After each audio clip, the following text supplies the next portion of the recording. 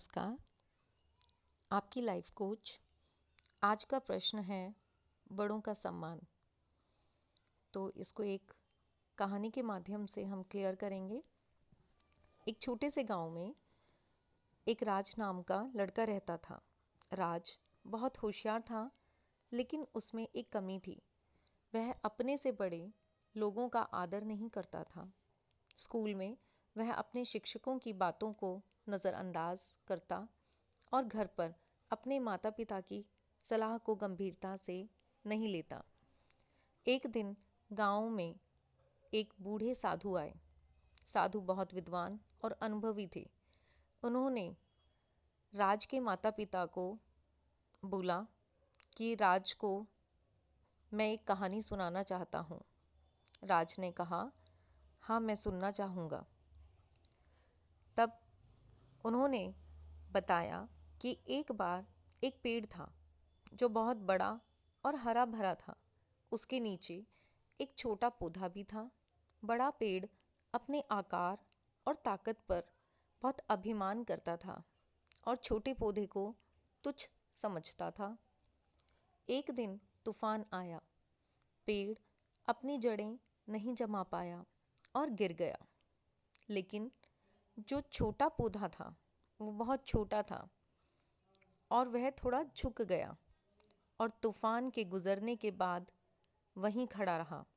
जीवन में भी ऐसा ही होता है। जो विनम्र और दूसरों का सम्मान करता है वही टिकता है। राज ने इस कहानी को ध्यान से सुना। उसे एहसास हुआ कि बड़ों का सम्मान करना और उनकी बातों को समझना बहुत ज़रूरी है।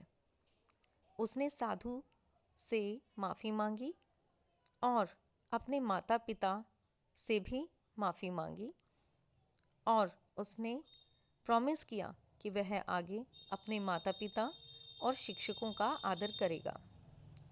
उस दिन के बाद से राज के व्यवहार में बहुत बदलाव आ गया।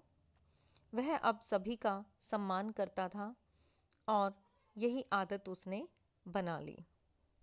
तो इससे हमें शिक्षा मिलती है कि बड़ों का सम्मान करना ना केवल हमारा कर्तव्य है, बल्कि उनके अनुभव और मार्गदर्शन से हमारा जीवन भी बेहतर बनता है। तो मैं सभी माता पिता से अनुरोध करूंगी कि हमें अपने व्यवहार में अभिवादन अपनाना चाहिए। आपके पर्सनल ग्रजेस हों किसी से भी, चाहे वह आपके घर में बड़े हैं या पड़ोसी हैं, आपको सभी का सम्मान करना चाहिए ताकि आपके बच्चे आपके माध्यम से आदर सत्कार करना समझ जाएं और सीख जाएं कि कितने ही वर्स्ट सिचुएशन हो और कभी भी हम कहीं भी अगर किसी से मिलें तो हमें सिर झुकाकर आदर सत्कार करना ही चाहिए। धन्यवाद।